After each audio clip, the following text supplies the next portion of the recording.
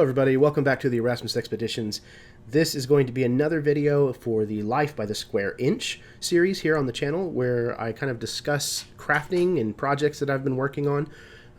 It's been a long time since I've done one of these videos, but I have a project that I've been working on that I think would be really helpful to kind of go into and show you guys how I've done it. Now, the campaign that I'm working on currently is Greco-Roman themed, so not that these are specific to that setting, but that's kind of where the idea and the genesis came from. Apparently it's something that they used quite a bit in their villas and things, as opposed to a lot of interior walls. So I'm going to show you guys how to make little wooden partitions, and it doesn't take very much. I'll show you guys the supplies as well as the steps to get these done, and it's a project that you can knock out in probably an afternoon. So without further ado, let's go ahead and see how it's done. So the first thing that I'm going to show you guys is what materials that I used to make this. So most of it was attached with Eileen's tacky glue, and then some various wooden pieces. You got tongue depressors, kind of extra wide craft sticks, as well as some wooden coffee stirrers.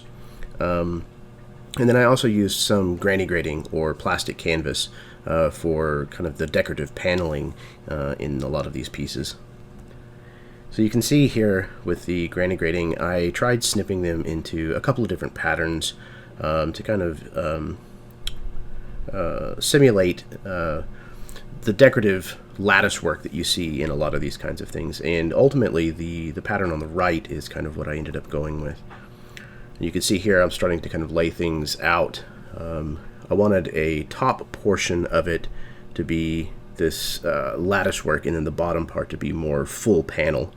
So the bottom part is a craft stick that is cut to the proper width, and then I'm using the coffee stirrers to kind of frame everything out. You can see at the top there are these nice, beautiful 45-degree angle cuts that I did with a, it's called a chop table, I think.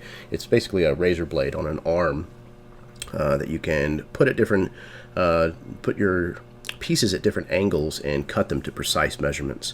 It's very, very handy to have. Here is the whole thing kind of assembled. I made a solid bottom and then came up on the sides, the top, and then divided them roughly about an inch apart, so that way it helps with gridded play, and then added a little decorative piece across to divide the top and the bottom from one another. Here you can see what the bottom portion kind of looks like from one side. This is gluing a piece of the coffee stirrer along the bottom of the tongue depressor. This would just be mirrored basically on the back side as well. Front and back would be done identically. This is gluing some of the pieces on, basically the cladding on the outside. I used more coffee stirrers to do that. This whole thing ended up being the same width as the coffee stirrers, so it was nice to do this so that you could hide all of the construction that is in between the two layers. Here's the final piece that's done. You can see in the background there, I think that's a 5-panel piece that was made exactly the same way, just the measurements on it were all done differently. You can also see here that it's added to a base. Again, it's just another piece of tongue depressor or wide craft stick that is cut to 2 inches long. Here's another one that was made to 3 inches. You can see this was early in the process, so the cladding actually hangs over the edges of the base just a little bit, but it's negligible, so it's not a big deal. Here's everything all black bombed up. You can see a couple of different pieces here where like the lattice work is full on them, and then this one over far on the left was built entirely different. It was the first one that I tried making, and it was basically a prototype, but you know, these kinds of things don't go to waste. You might as well use it anyways. So this is what I had made when I got to the point that I was ready to start painting. I'll probably go back and make several more of these, but this is just what it looks like whenever it's primed. This is the color scheme that I chose. You can see I started with, after black bombing them, I did a heavy coat of espresso, and then went in with this toffee color, and then finally dry brushed with a tan over the top of it all. You can see it gives a nice kind of aged look to the the wood, without it making it look like it spent a lot of time outside. It just looked like it's been kind of worn through contact with hands and being moved around and just simple time. There's one with the flash on. You see a little bit better.